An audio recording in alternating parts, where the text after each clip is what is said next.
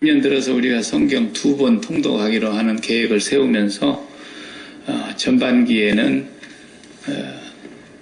6월까지 한번 통독을 하게 될 터인데 오늘로써 구약 설교를 마치고 다음 주일부터는 이제 마태복음부터서 또 신약 설교를 하겠습니다. 올해는 그냥 이렇게 건너뛰는 거예요. 한 권을 가지고 1년 내내 해도 못다 할 테인데 일단 66권의 전반적인 것을 제가 말씀을 통해서 정리해서 전하다 보니까 세세한 것은 못하지만 전체적인 내용을 이번에는 하고 있는 것입니다. 오늘 우리가 말라기 마지막 장을 보았는데 말라기로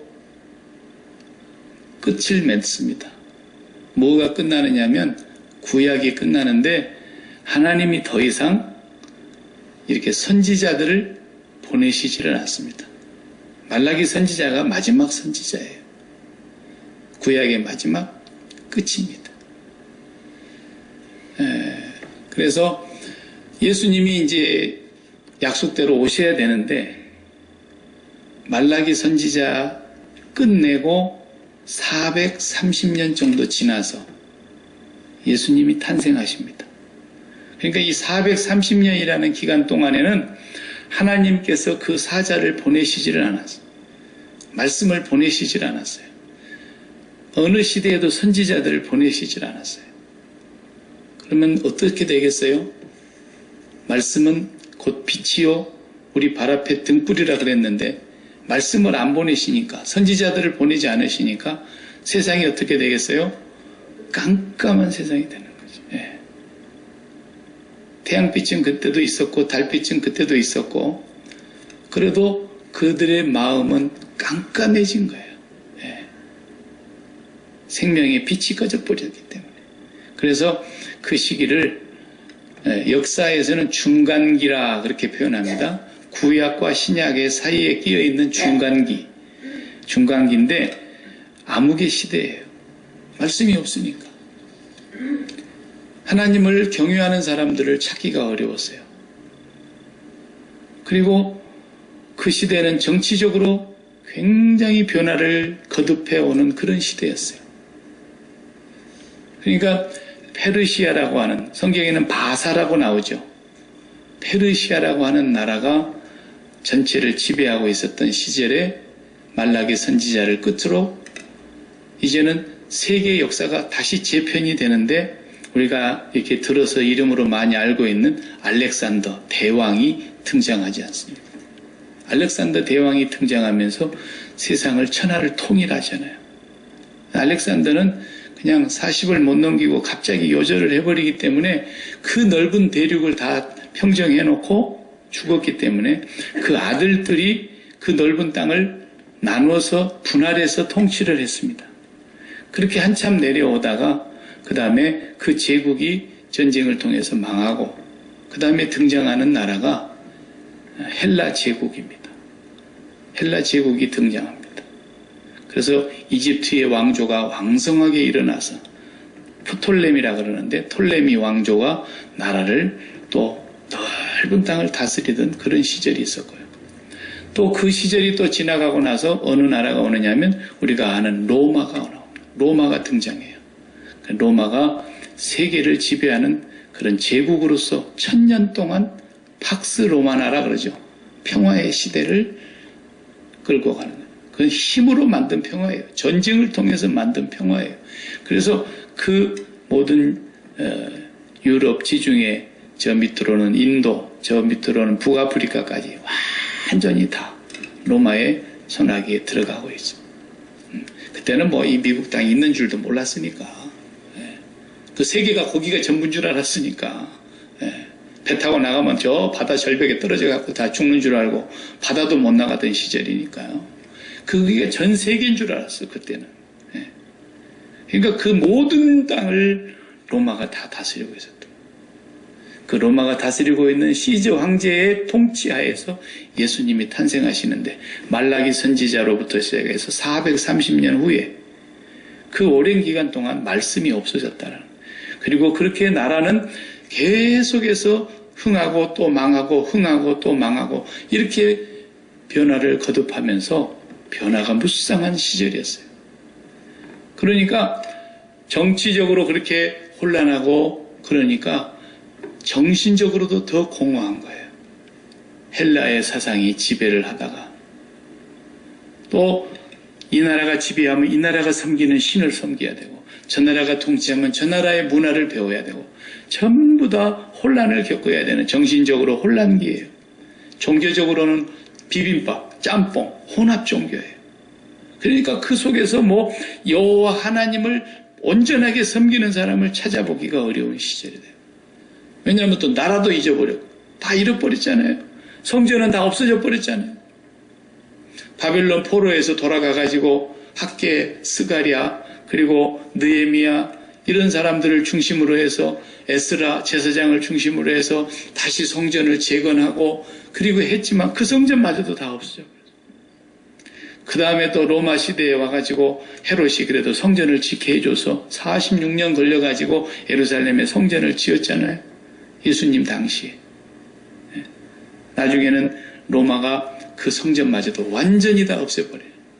AD 70년에 성전이 다 사라집니다. 이런 시기를 이제 중간기 시대라 그래요. 성경에 나와 있질 않아요. 이때 무슨 일이 있었는지는 역사가들은 이때의 역사를 잘 기록해 놓았기 때문에 우리가 알 수 있어요. 유대인의 역사가 중에 가장 훌륭한 이 시기에 살았던 요세푸스라는 사람이 있었어요. 이 요세푸스가 써놓은 우리의 도서관의 맨 위에 보면 요세푸스 전집이 있어요. 그게 이 중간기의 역사를 말해주는 거예요. 이 시대는 이미 말라기 선지자 때에 어떻게 돼버리냐면 하나님을 예배하는 것이 없어져 버렸어요.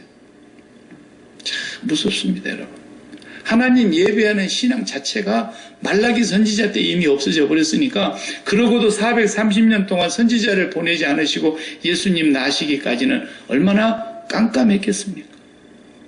예배가 없지는 않죠. 제사 지내는 거 그대로 있고 양 잡아서 바치고 소 잡아서 바치고 번제도 있고 속죄제도 화목제도 다 있기는 있었어요. 그러나 그 예배는 예수님이 보실 때 어떻다 그랬어요? 형식만 남아있고 입술만 살아있고 마음은 하나님하고 전혀 상관없는 마음이 멀리 하나님께로부터 떠나버린 쉽게 말하면 하나님을 경외하는 사람이 없었다 이 말이에요. 마음으로 하나님을 정말 사랑하고 하나님을 기뻐하고 하나님을 구하는 사람이 없었고 전부 하나님을 찾되 어떻게 찾았어요? 내 마음에 담은 소원을 성취하기 위해서 내 소원 성취하는 하나님 내 마음에 담고 있는 이 세상이 좋다고 하는 것들을 이루어 주시는 하나님 그런 하나님을 찾으니까 이게 우상숭배로 세상과 마음이 붙어버린 간음하는 종교로 전락이 돼버린 거죠. 우상숭배 똑같다. 자, 이런 시대에 예배가 제대로 되질 않으니까 한번 우리가 말라기를 다 볼 수 없지만 몇 구절 이렇게 1장부터 한번 짚어보면은 1장을 잠깐 펴보실래요? 1장의 6절을 보시면 말라기 선지자가 제사장들에게 하나님의 말씀을 전달을 합니다. 네. 자, 1장 6절에 내 이름을 멸시하는 제사장들아 나 만군의 여호와 너희에게 이르기를 아들은 그 아비를 종은 그 주인을 공경하나 내가 아버지일진데 나를 공경함이 어디 있느냐 내가 주인일진데 나를 두려워함이 어디 있느냐 하나 너희는 이르기를 우리가 어떻게 주의 이름을 멸시하였나이까 하는도다. 그러니까 하나님과는 전혀 상관이 없는 선지자가 와서 제사장들 보고 그러는 거예요. 당신네들 마음속에 어떻게 하나님을 그렇게 멸시할 수가 있냐. 어떻게 하나님을 그렇게 공경하지 않고 하나님을 순종하지 않고 하나님을 더럽히느냐. 하나님의 이름을 더럽히느냐. 이렇게 말씀하십니다. 그러니까 또 이 사람들이 반문하잖아요. 우리가 언제 그랬는데? 그러면서 오히려 덤비는 거예요. 그러니까 7절에 뭐라 그랬어요? 너희가 더러운 떡을 나의 제단에 드리고도 말하기를 우리가 어떻게 주를 더럽게 하였나이까 하는도다. 예, 이는 너희가 여호와의 식탁은 경멸히 여길 것이라 말하기 때문이라. 8절을 보세요. 만군의 여호와가 이르노라 너희가 눈먼 희생 제물을 바치는 것이 어찌 악하지 아니하며 저는 것 병든 것을 드리는 것이 어찌 악하지 아니하냐. 이제 그것을 너희 총독에게 드려보라. 그가 너를 기뻐하겠으며 너를 받아주겠느냐. 네. 하나님 앞에 제물은 흠 없는 것을 가져오라 그랬죠. 근데 눈먼 것, 저는 것, 병든 것, 그냥 잡아먹기도 그냥 안 되는 그런 형편없는 제물들을 하나님 앞에 갖다가 그냥 드렸다. 너희 총독한테 갖다 한번 그걸 들어봐라. 총독이 받겠느냐? 우리가 명절날 어떤 때 보면 이렇게 귀한 분들에게 고마움을 표현하기 위해서 선물을 가지고 가는데, 예, 선물을 다 포장해 갖고 가져가는 거예요. 그래서 딱 줬어요. 선물 포장을 딱 열어보니까 어느 집에 개업집에서 만든 선물이야. 예. 자기도 필요 없어 그냥 그거. 근데 뜯어보거나 좀 갖다 주지. 예. 안 뜯어보고 그냥 갖다 줬더니 옛날에 어디서 그 개업집에 선물 받아다 놓은 건데 그냥 그거 갖다 줬대. 그러면은 그 사람들이 속으로 생각할 때 뭐라 그러겠어요? 참 고맙다 감사하다 그러겠어요? 주고 욕먹죠? 예. 그러는 거예요. 하나님 앞에 드리는 것을 저는 것, 병든 것, 짐승의 눈이 다 멀어가지고 그 쓸모도 없는 그런 것들을 하나님 앞에 갖다 바치면서 복을 주시옵소서 이러고 있더라는 거죠. 주의 제단을 더럽히고 있는 제사장들이. 그 왜 그랬겠어요? 왜 그랬겠어요? 요즘으로 말하면 목사들이 톡 까놓고 목사들이 예배를 그렇게 드리는데 성도들을 그렇게 인도해 가더라는 거예요. 왜 그랬겠어요? 그 이유가 있어요. 앞에서 여러분이 성경 읽을 때 그런 말씀들을 혹시 읽었는지 모르죠? 호세아 4장을 펴봐요. 이유가 있어요. 호세아 4장 8절을 펴봐요. 호세아 4장 8절에 그 이유가 있어요. 호세아 선지자가 이걸 지적을 한 거예요. 앞에서 이미. 그때 제가 호세아 설교할 때 이것까지는 다루지 않았지만 4장 8절을 보시면 그들이 내 백성의 속죄 제물을 먹고 그 마음을 그들의 죄악에 두는도다. 이야, 그들은 제사장들이에요. 제사 집례하는 사람들. 이 제사장들이 어떻게 하다는 거예요? 백성의 속죄 제물을 먹고 제물을 가지고 오면은 번제로 드리는 제물은 싹 다 태워야 되죠? 그죠? 그건 하나도 먹어서는 안 되는 거죠? 그러나 화목제물 같은 것은 제사장과 제사 드리는 사람과 같이 먹으라 그랬는데 먹어야 될 부위들을 성경에 정해놨잖아요. 그럼 제사를 화목제물을 많이 가지고 오면 좋겠어요? 안 좋겠어요? 제사장 몫이 많아지니까. 그러니까 이 사람들이 어떻게 했다는 거예요? 속죄 제물을 먹고 마음을 어디에 두는 거예요? 하나님께 두는 게 아니라 그들의 죄악에 두더라는 거예요. 죄를 지으면 지을수록 제사를 지내러 올 때마다 제물을 갖고 와야 되니까 죄를 많이 짓는 것을 더 좋아하더라는 거예요. 제사장들이. 사람이 여기까지 가버린 거예요. 제사장들이. 예. 의사들이 히포크라테스 선서를 하고 인간의 생명을 존엄하게 생각하면서 사람의 생명을 위해서 생을 바치겠습니다 하고 의사 선서하고 의사 되잖아요. 근데 의사들이 병자가 많으니까 좋아 죽겠어. 막 전염병이 창궐해갖고 병원이 문전성시를 이뤄서 막 사람들이 꽉꽉 들어차니까 피곤하긴 하지만 너무 좋아. 왜? 돈 많이 버니까. 목사만 그런 게 아니라 그것과 똑같은 거예요. 제사장들이 그냥 백성들이 죄를 지으면 너무 좋아. 제사 지내러 더 많이 와가지고 재물을 더 많이 가지게 되니까.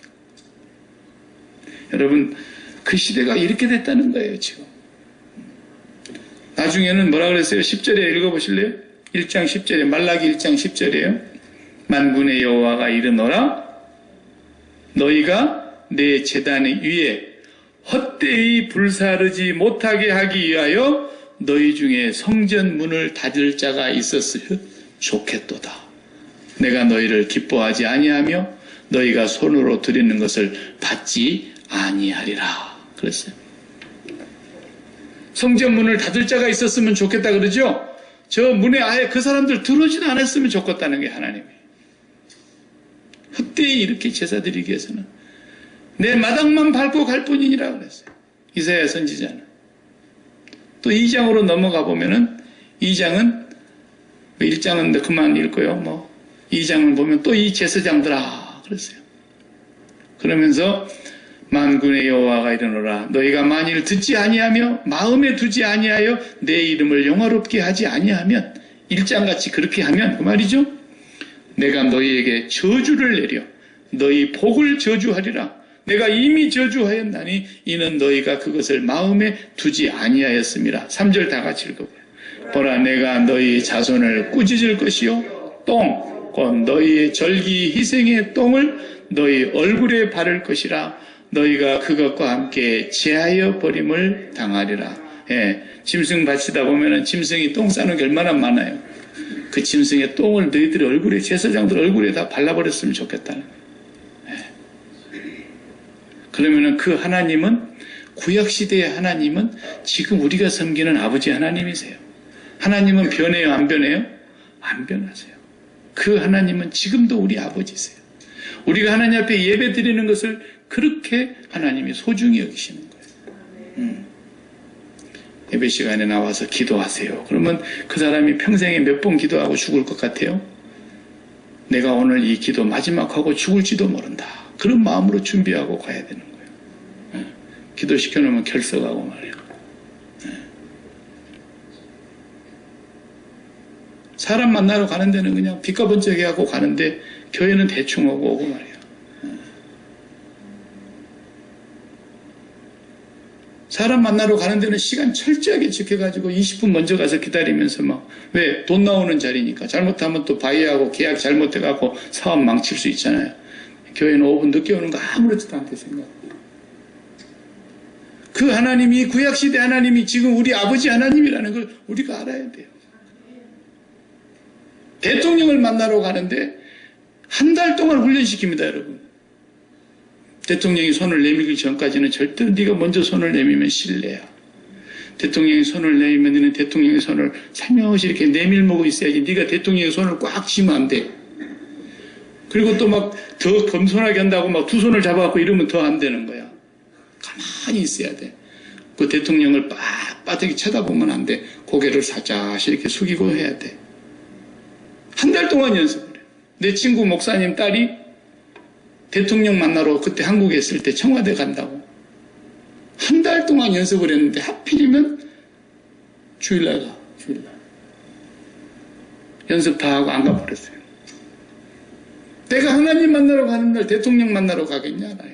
목사 딸이니까 참 괜찮더라고 내가 보니까. 그런 정도 돼야지. 청와대 가면 뭐 하겠어요? 하나님 앞에 나아가는 것을 소중히 여겨야 되는 거예요. 그게 그 사람이 영적인 지수예요. 영적인 온도계예요. 내가 정말 하나님을 얼만큼 사랑하느냐라는 거예요. 주의를 철저하게 성수하는 것은 율법이 아니에요. 그게 내가 하나님을 사랑하는 마음인 거예요. 구약시대에 이렇게 예배드릴 때 하나님이 얼마나 기가 막혀서 성전문을 닫을 자가 있으면 좋겠고 저 짐승의 똥을 그냥 제사장들 얼굴에다 다 철떡철떡 갖다 발라놨으면 좋겠다. 하나님 그렇게 말씀하시죠. 이미 예배가 무너지면 끝나는 거예요. 신앙의 가장 기본 베이직이 예배입니다. 예배가 바르게 돼야 되는 거예요. 예배를 우리가 성공하지 못하면 우리 신앙생활은 절대로 회복될 수가 없어요. 그것이 이제 말라기 시대가 이 정도인데 430년에 말라기 선지자 같은 선지자조차도 이제 보내지 않으시고 하나님의 말씀이 아예 전해지질 않는 시대가 됐으니까 얼마나 캄캄한 시대가 됐겠는가를 우리가 알아야 돼요. 예수님 오실 때의 그 시대가 얼마나 어두웠겠느냐, 얼마나 타락했겠느냐, 얼마나 그들이 무질서했겠으며 정신적으로 공허했으며 오만 우상 숭배가 성행했겠느냐. 우리 안 봐도 뻔한 거예요. 이런 시대에 예수님이 캄캄한 시대에 이 땅에 빛으로 오셨습니다. 빛이 어두움에 비쳤는데 어두움이 깨닫지를 못하더라 그랬잖아요. 예수님을. 그리고 어두움이 빛 가운데로 나오지를 못하는 거예요. 왜? 자기의 어두움이 드러날까 봐서. 오지도 못하더라. 이런 시대에 이제 약속하신 예수님이 오시게 됩니다. 구약에 우리가 39권의 말라기 선지자까지 오실 메시아에 대한 얘기라 그랬죠? 그럼 이제 신약은 오신 메시아를 얘기하는 거니까 예수님께서 오셨어요. 근데 오시기 전에 먼저 엘리야가 먼저 와야 된다. 이 말씀이 오늘 본문 4장에 우리가 읽었죠. 4장에 보면은 엘리야를 얘기합니다. 자, 이제 하나님이 엘리야를 보내시는데 5절 보면은 보라 여호와의 크고 두려운 날이 이르기 전에 내가 선지자 엘리야를 너희에게 보내리니 그 엘리야가 아버지의 마음을 자녀에게로 돌이키게 하고 자녀들의 마음을 그들의 아버지에게로 돌이키게 하리라. 돌이키지 아니하면 두렵건대 내가 와서 저주로 그 땅을 칠까 하노라. 이렇게 말씀해요. 엘리야는 구약의 저 열왕기상에 나오는 분 아닙니까? 아합 왕 때에 바알과 아세라를 섬겼던 그 시절에 나타났던 하나님의 선지자 엘리야, 우리가 다 봤죠? 작년에. 그 엘리야가 다시 온대. 그럼 이 엘리야는 누굴까? 이 엘리야가 누구냐? 아무도 몰랐어, 그 당시에. 430년 동안 몰랐어요. 그리고 예수님이 이 땅에 오셨어요. 그래서 어떤 사람들은 예수님이 제자들에게 마태복음 16장에 보면 물어보잖아요. 사람들이 나를 누구라 그러지? 그러니까 에레미야나 훌륭한 선지자들 가운데 한 분 아닐까? 어떤 사람은 엘리야가 다시 온다는 말씀이 있었는데 그 엘리야가 아닐까? 이렇게 대답합니다. 너희는 나를 누구라고 생각하냐? 라고 주님이 제자들에게 물었을 때, 그래서 그때 당시에 엘리야가 온다는 건 알고 있었어요. 근데 이 엘리야가 누구냐라는 것을 아무도 몰랐는데, 제자들도 몰랐는데 예수님이 설명을 해주셔서 알았어요. 마태복음 17장에 보면은 예수님께서 마태복음 11장과 17장의 기록을 보면은 이 엘리야가 세례 요한이라고 말씀하고 있어요. 먼저 11장을, 마태복음 11장을 보시면 거기에 세례 요한이 엘리야라는 것을 분명하게 알려주십니다. 12절부터 보십시오. 11장 12절 마태복음. 세례 요한의 때부터 지금까지 천국은 침노를 당하나니 침노하는 자는 빼앗느니라. 모든 선지자와 율법이, 그것을 구약을 말하는 거죠. 모든 구약 전체는 예언한 것은 언제까지? 요한까지니 만일 너희가 즐겨 받을진대 오리라 한 엘리야가 곧 이 사람이니라. 귀 있는 자는 들을지어다. 이렇게 예수님이 해석을 딱 해주셨어요.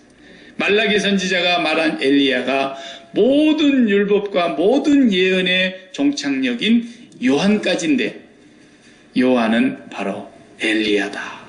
이렇게 말했어요. 그 다음에 17장으로 넘어가면은 또 엘리야에 대해서 한 번 더 가르쳐 주세요. 17장 9절을 보세요. 17장 1절에서 8절은 변화산에 예수님이 변화된 모습 얘기고 9절부터서는 산에서 이제 내려오는 거예요. 그들이 산에서 내려올 때에 예수께서 명하여 이르시되 인자가 죽은 자 가운데서 살아나기 전에는 본 것을 아무에게도 이르지 말라. 오늘 변화산에서 본 거 내가 부활하기 전까지는 아무한테도 말하면 안 돼. 그랬어요. 그리고 제자들이 물어봤어요. 그러니까 그러면 어찌하여 서기관들이 엘리야가 먼저 와야 하리라 하나이까? 말라기 말씀대로 서기관들은 성경을 아니까 엘리야가 먼저 와야 된다던데요. 물었어요. 11절에 다 같이 예수께서 대답하여 이르시되 엘리야가 과연 먼저 와서 이 모든 일을 회복하리라. 내가 너희에게 말하노니 엘리야가 이미 왔으되 사람들이 알지 못하고 임의로 대우하였도다. 인자도 이와 같이 그들에게 고난을 받으리라 하시니 그제서야 제자들이 예수께서 말씀하신 것이 세례 요한인 줄 깨달으니라. 엘리야 누군지 확실해졌죠? 정말로 엘리야가 왔는데 사람들이 그를 알아보지 못하고 함부로 대하고 세례 요한을 어떻게 해버렸어요? 헤롯이 헤로디아의 생일날 춤을 추게 해가지고 그 헤로디아가 낳은 딸 살로메가 헤롯 앞에서 요염하게 옷을 입고 춤을 얼마나 잘 췄는지 헤롯이 그냥 뿅 갔어요. 그래가지고 그를 불러다 놓고 네가 원하는 것은 내가 이 세상 절반이라도 주겠노라. 소원이 뭐냐? 그러니까 이 살로메가 자기 엄마하고 쏙닥쏙닥 거리더니 그 어머니가 세례 요한의 목을 달라 그래라. 그랬어요. 왜냐하면 이 헤로디아는 이 지금 헤롯의 형수거든요. 형수를 빼앗아 갖고 자기 앙비로 삼았어요. 그것을 세례 요한이 지적을 했죠. 그러니까 그 말을 들을 때마다 헤롯이 뜨끔뜨끔하고 헤로디아의 마음도 얼마나 괴로웠겠어요. 저걸 죽여야 되겠는데 그 선지자라고 알고 있기 때문에 함부로 손을 못 대는 거예요. 그런데 오늘 절호의 찬스예요. 내 왕국의 절반이라도 주겠으니 소원을 말하라. 그러니까 세례 요한의 목을 달라. 그래서 세례 요한을 감옥에서 데려다가 목을 잘라서 소반에 담아가지고 줬다 그랬잖아요. 여러분, 엘리야를 이렇게 죽였어요. 그 당시 사람들이. 자, 예수님 오시기 전에 엘리야가 먼저 와야 되리라 했던 그 세례 요한이 와서 뭐 합니까? 첫 번째 말씀이 회개하라. 때가 찼고 하나님의 나라가 가까웠으니 회개하고 복음을 믿어라. 세례 요한이 회개를 외쳤고 천국을 외쳤어요. 이제 예수 그리스도께서 오실 것을 그가 알고 오시는 길을 예비하고 준비하는 광야에서 외치는 자의 소리라 그랬잖아요. 그 세례 요한이 하나님의 나라를 선포한 사람입니다. 그래서 우리가 이제 다음 주부터 제가 신약으로 설교가 넘어가게 되는데, 신약의 27권의 전체의 주제는 하나로 말하라고 하면 뭐냐? 아십니까? 39권은 오실 메시아에 대한 얘기인데 27권 신약에 오신 메시아께서 27권을 우리에게 주시면서 27권의 신약 성경에서 말씀하려고 하는 것을 한 단어로 말하라. 그러면 가장 정확한 답은 그거 알면 제가 이제 설교 여기서 끝내야 되는데 할 필요가 없잖아요. 그건 천국입니다. 천국. 신약 성경 전체의 주제가 천국이에요. 천국. 예수를 믿는다는 말은 무슨 말이냐?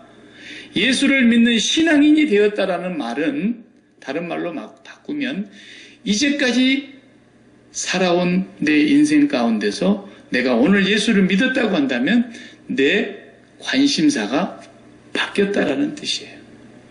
그 관심사는 뭐냐면 지금까지는 이 땅, 솔로몬의 표현으로 말하자면 해 아래 헛되고 헛된 것들, 해 아래 것에 관심이 있었어요. 골로새서의 바울의 표현을 빌리면은 위의 것과 땅의 것이라 그랬는데 땅의 것에 관심이 있었어요. 그렇잖아요.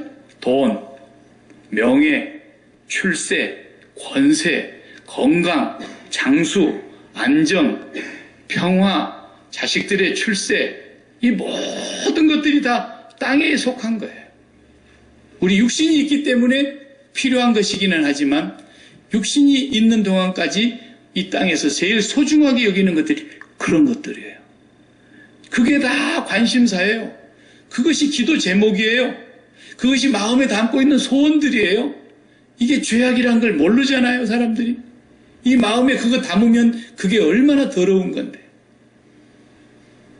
좀 지저분한 얘기지만 도둑놈들이요, 남의 집에 가서 도둑질해갖고 나올 때 그들이 지키는 법이 있어요. 계속해서 안 들키고 재수보고 계속해서 도둑질 잘해갖고 성공하고 계속해서 흥왕하도록 하기 위한 도둑놈들의 원칙이 뭔지 아세요? 안방에서 나올 때 똥 싸고 나오는 거예요. 안방에서 나올 때 똥 싸고 나오는 거예요. 다 귀중한 걸 다 챙기고 싹 담아놓고 방 안에다 똥을 싸고 나와요, 이놈들이. 그게 자기들의 하나의 룰이에요, 룰. 그러니까 딱 문 열고 들어갔는데 아니 도둑놈이 왔다 간 것도 기가 막히는데 방 한가운데다 똥을 싸고 갔어. 얼마나 기가 막히겠어요, 여러분. 생각해보세요. 왜 제가 갑자기 지저분한 얘기를 하느냐면 우리 마음은 하나님을 모시는 안방이에요. 지성소라고요. 거기에만 하나님의 이름을 모실 수 있는 성령의 전이라고요. 그런데 거기다가 똥을 싼 거라니까. 뭐가? 하나님 외에 해 아래에 있는 걸 담는 것이. 하나님 외에 아래 것들, 해 아래 땅의 것들을 사모하고 마음의 소원으로 품고 그걸 무슨 비전이라나 빌어먹을 비전을 맨날 그런 데다 갖다 붙이면서 비전 그러는 거예요. 그래서 그래가지고 무슨 성공하면 하나님께 영광 된다 그러고, 그래가지고 좀 수입이 많아지면 하나님께 영광 돌린다 그러고, 그게 기독교인 줄 아는 거예요. 얼마나 이게 더러운 죄악인지를 모르는 거예요. 왜? 성령이 오시질 않기 때문에. 성령이 오시면 그게 얼마나 더러운, 도둑놈이 도둑질해 가고 안방 가운데다 똥 싸고 간 것과 똑같다니까요. 하나님을 모셔야 될 우리 마음의 지성소, 거룩한 성전 안에 이 해 아래 속한 육신의 정욕과 안목의 정욕과 이 세상의 자랑거리에 속한 이 세상 해 아래 가치관에 속한 것들을 가득가득 담고 있는 게 뭐겠어요? 방 한가운데 똥 싸는 거죠. 이게 얼마나 더러운 죄악인데. 그래서 이 관심사가 예수를 믿게 되면 이 방을 깨끗이 청소하고 여기에 천국이 담기는 거예요. 그 천국이 담기는 것이 바로 하나님의 집이에요. 그러니까 내 마음이 성전이 되고 내 마음이 천국이 되고 예수를 믿고 예수를 나의 구주 삼고 성령과 피로써 거듭나니 이것이 나의 간증이요 이것이 나의 찬송이로다. 세상과 나는 간 곳 없고 구속한 주만 보이로다. 그 찬송이 계속 그렇게 나오잖아요. 내 마음에 천국이 이루어지는 거예요.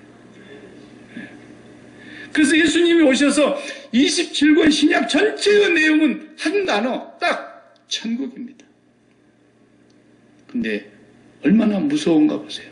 오늘날 이 시대가 천국에 관심이 없어요. 천국은 아까 제가 찬송 부를 때 좀 얘기했지만 아주 누릴 거 다 누리고 숨 쉴 수 있는 데까지 끝까지 쉬다가 먹을 거 다 먹고 가볼 거 다 가보고 누릴 거 다 누리고 입을 거 다 입어보고 볼 거 다 보고 가지고 싶은 거 다 가지고 할 수만 있으면 이 땅에서 개똥밭이라도 굴르다가 이제 어쩔 수 없이 죽게 되면 천국 가고 싶다라는 거예요. 내가 단언코 얘기하지만 이 사람은 천국 못 갑니다. 난 장담합니다. 손에 장을 짓습니다. 절대로 그렇게 되어 있지 않습니다. 어떤 사람이 천국 갑니까? 그러면 교리적으로 예수 믿는 사람 천국 가죠. 이렇게 얘기하는데 그걸 누가 틀렸다 그러겠어요. 예수 믿는 사람 천국 간다 그러는데. 그러나 그게 말이 그렇게 교리적으로 나와 있으니까 그렇지. 누가 천국 갑니까? 자, 대한민국에 계시는 우리의 가족들이 미국으로 내가 이제 이민을 가고 싶다. 그런데 다 같이 한 번에 가면 좋겠는데 한 사람이 제일 먼저 가가지고 자리를 잡고 그 다음에 불러드릴게. 그래가지고 옛날에는 다 왔어요. 60년대, 70년대는. 그러면은 이제 남편이 먼저 갔거나 아내가 먼저 갔거나 둘 중에 하나가 먼저 갔거나 자식이 먼저 갔거나 부모가 먼저 갔거나 하여튼 먼저 선착한 사람이 있을 거 아닙니까? 그러면 이제 그 시절에는 뭐 편지도 한 달 걸리고 그런 때지만은 그 사람이 가가지고 내가 너희들 부를게. 그러고 갔어요. 그러면은 남편이 갔다 그럽시다. 그런데 그 부인이 그쪽에서 남편을 아무런 생각도 하지 않냐. 남편이 마음 한구석에 있지도 아니하고 세상에서 그쪽에서 남편 보내버리고 나니까 이렇게 좋을 수가 없어. 밥 세 끼를 내가 차릴 필요도 없고 내가 하고 싶으면 하고 먹고 싶으면 먹고 말고 싶으면 말고 자고 싶으면 자고 가고 싶으면 가고 놀러 가고 싶으면 놀러 가고 내 마음대로가 너무너무 좋아. 남편은 생각도 안 들어. 그런데 어느 날 오라고 비자 나왔다고 편지가 왔어. 아, 가기 싫어. 네. 그런데 어쩔 수 없이 가야 돼. 요만큼도 사랑이 없는 거예요. 그래서 이 세상이 그렇게 좋아가지고 이 세상에서 할 수 있는 데까지 끝까지 갈 때까지 가가지고 이제는 더 이상 어떻게 할 수가 없는 상황에서 이제는 가야 되겠구만. 그리고 숨이 떨어지니까 그때서 아버지 나 천국 가게 해주세요. No. 그런 천국은 없어요. 그 아내를 먼저 보냈건 그 남편을 먼저 보냈건 잊어버릴 수가 없어. 저녁에 눈을 감아도 밥상을 놓고 밥을 먹으려고 그래도 우두커니 방문을 열어놓고 먼 산을 쳐다봐도 그 사람만 생각나는 거예요. 그리고 이 땅에서는 낙이 없어요. 이제 이 땅에서는 뭐 더 이상 물건 사갖고 쟁기고 싶은 마음도 없는 게 빨리 가고 싶지. 우리 마음속에 하나님을 향한 마음이 그런 마음이 있냐라는 거예요. 예수를 믿는다는 것은 구약에 오실 메시아가 이대로 약속대로 오셨는데 신약의 예수 그리스도를 믿는다는 말은 이제 우리의 모든 관심사가 이 땅에서 하늘로 옮겨갔다는 뜻이에요. 이 땅에서 위의 것을 찾는다는 거예요. 땅에 있는 모든 것은 다 우상숭배라 그랬어요. 저 위의 것을 찾으라. 너희가 그리스도와 함께 다시 살리심을 받았으면 위의 것을 찾으라. 거기에는 하나님의 생명이 그리스도 예수 안에 감추어져 있다. 그 생명을 날마다 사모하다가 낮에나 밤에나 눈물 머금고 내 주님 오시기를 고대합니다. 먼 하늘 이상한 구름만 떠도 내 주님 오시는가 하는 마음으로 날마다 천국을 사모하는 거예요. 이게 예수 믿는 거예요. 안 불러서 못 가는 것이지. 주님은 자신이 있어요. 주님은 자신이 충만해요. 자신이 넘쳐 흘러요. 얼마만큼 넘쳐 흐르느냐. 설교를 하고 있는데 유대인들이 와서 돌멩이로 막 머리통을 박살을 내서 피가 철철철 흐르면서 죽어가는 거예요. 스데반 집사가. 그래도 주님은 자신 있는 거예요. 스데반아. 보좌 우편에서 주님이 서서 스데반을 바라다보고 있었어요. 스데반은 그 천국의 보좌에 주님을 보는 순간에 이 사람들을 용서해달라고 기도가 나왔어요. 주님은 자신 있어요.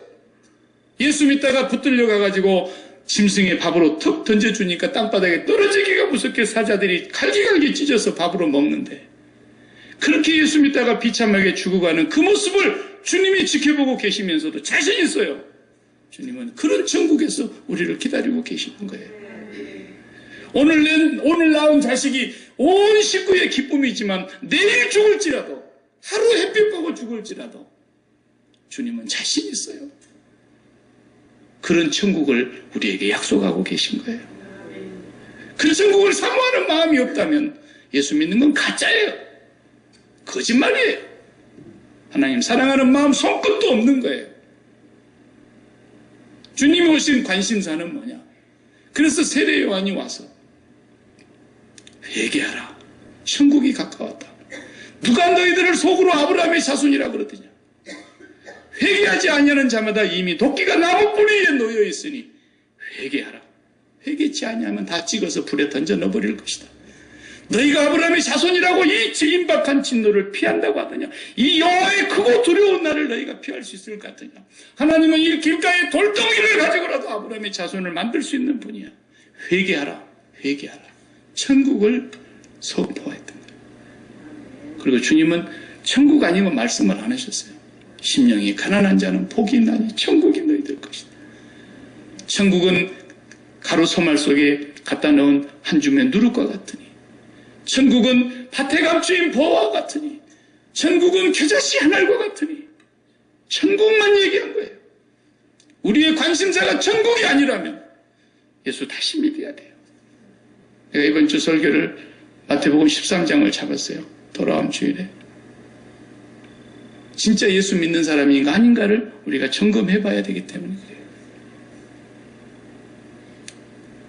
그래서 말라기 선지자를 통해서 엘리야를 보내시겠다고 약속하시고 그 엘리야가 와서 예수님을 소개하고 있는데 예수님께서 마태, 마가, 누가복음에 공통적으로 공간복음에 기록하고 있는 내용 중에 가장 핵심이 되는 내용이 마태복음 17장과 마가복음 9장과 누가복음 9장이에요. 이 세 장에서 동일하게 변화산 위에서 예수님이 모세와 엘리야가 대화하는 것을 목도하게 하세요. 천국을 보게 하는 거예요. 처음으로 지구가 만들어진 이후, 우주가 만들어진 이후로 처음으로 예수님이 오셔서 이 땅에 육신의 몸을 갖고 있는 그대로 천국의 광경을 똑똑히 보게 해주신 유일한 장면이에요. 죽음을 맛보지 아니하고 해오리바람에 감싸서 구름에 감싸서 하늘로 올라가셔서 다시 보이지 아니했던 그 엘리야가, 구약시대는 천국의 개념도 희미했는데 죽지 않고 올라가셨던 그 엘리야가 천국이 열려서 보니까 거기 계시는 거예요. 무덤이 어디 있는지, 모세의 죽음을 분명히 그들은 죽었다는 걸 확인을 했지만 무덤이 어디 있는지를 몰랐던 그 모세가 지금 천국에 있는 거예요. 그리고 주님은 세상에 어느 누구도 말로 형언할 수 없고 빨래하는 자가 그렇게 희귀할 수 없는 그 옷에서 나오는 광채가, 그 빛이 그냥 빛의 바디예요. 천국에 계실 때 본래의 그 모습이 변화산 위에서 세 분이 대화하는 것이 보이는 거예요. 천국을 보는 그 순간에 그 베드로가 잠들어 있다가 그걸 보는 순간에 정신이 나가버리는 거예요. 누가복음의 9장에 보면 지가 해놓고도 무슨 말을 하는지 모르더라 그랬잖아요. 너무 좋으니까. 어떻게 나옵니까? 반응이 여기가 좋사오니. 그래서 이것을 제가 태어난 전라도 말로 음에 그냥 이대로 칵 죽어버렸으면 좋겠네. 너무 좋아. 이대로 죽어도 여한이 없겠다. 다시 말하면 사람이라는 것은 너무 충격받은 일이 있게 되면 잊어버립니다. 뭘. 너무 좋은 쪽으로 충격을 받아버렸다든지, 너무 안 좋은 쪽으로 충격을 받아버렸다든지, 너무 상상 외의 충격을 받으면 망각을 해버리는 그런 게 있어요. 근데 이게 너무 좋은 쪽으로 충격을 받아버리고 나니까 여기 있는 것이 좋겠어. 이렇게 나와버리는 거예요. 모든 걸 다 잊어버린 거예요. 그 순간에. 천국을 말로 표현할 수 없다는 말이 맞는 거예요. 그래서 여기 있는 것이 좋사오니라는 말이 천국이에요. 그러니까 사람들이 이 세상에 살다가 또 좀 망언이지만, 하나님 앞에서는 그게 망언입니다. 옳은 말은 아니죠. 망언이지만 천국이 따로 없네. 그 무슨 말입니까? 너무 좋다는 거야 지금이. 베드로가 여기 있는 것이 좋사오니. 그 다음에 또 뭘 잃어버립니까? 자기 소원이 싹 다 잃어버려요. 자기 마음에 담고 좋다고 소원하는 거 다 없어져 버리잖아요. 초막 셋을 짓겠습니다. 자기 집은 어떻게 하고? 저도 6개는 짓겠습니다. 이렇게 해야지. 모세와 엘리야와 주님을 위해서 짓고, 그 다음 베드로와 야고보, 요한 셋이 따라갔으니까 6채를 짓는다 그래야지. 초막 셋을 짓겠습니다. 천국을 보는 순간에 그들에게서 그 말이 그렇게 나온 거예요. 주님은 자신이 있는 거예요. 자신이 있는 거예요. 어떻게 살다가 어떻게 죽었을지라도 그 사람이 예수를 믿고 하나님의 나라 천국에 들어갈 수만 있다면 주님은 자신이 있는 거예요. 스데반 집사야, 너 돌멩이 맞을 때 많이 아팠지? 천국 오지 말고 그냥 내려갈래? 그럼 무슨 말씀이세요? 무슨 말씀이세요? 주님은 자신이 있다니까요. 자신이 있어요.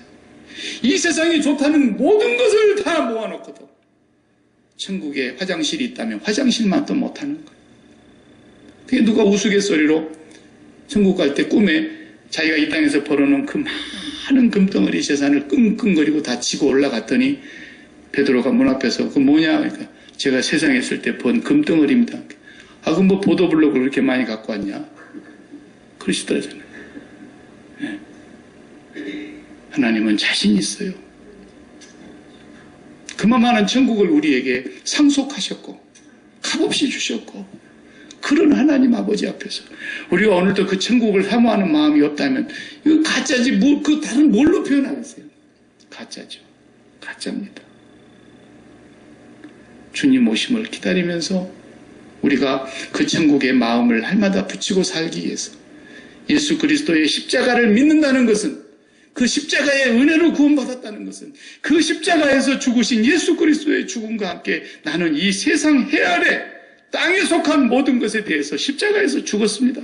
나의 관심사는 이제 하늘 위에 있습니다. 그리고 날마다 구름 위로 올라가신 그 주님을 바라다보면서 내 심장을 거기로 하나님 앞에 보내드리는 것이 예수 믿는 거 아닙니까? 그렇습니다. 그 천국으로 우리가 진짜 가고 있는가? 이제 제가 다음 시간부터서는 천국 주제로 신약 27권을 메시지를 하겠습니다. 내가 진짜 예수 믿는가 진단을 해보셔야 됩니다. 내가 진짜 천국을 갈 수 있는 지금 자격을 갖고 있는 사람인가? 구원의 확신을 의심해 봐야 됩니다. 절대로 구원을 확신하지 마세요. 세상에 어떤 사람들은 구원을 확신하라, 구원을 확신하라 그러는데 절대로 구원을 확신해갖고 구원받는 사람은 단 한 명도 없습니다. 내가 구원을 확신했기 때문에 구원을 주는 것도 아닙니다. 성경은 오히려 고린도전서 13장에, 고린도서 후서 10장에 그랬죠. 네 구원의 확신을 의심하라 그랬어요.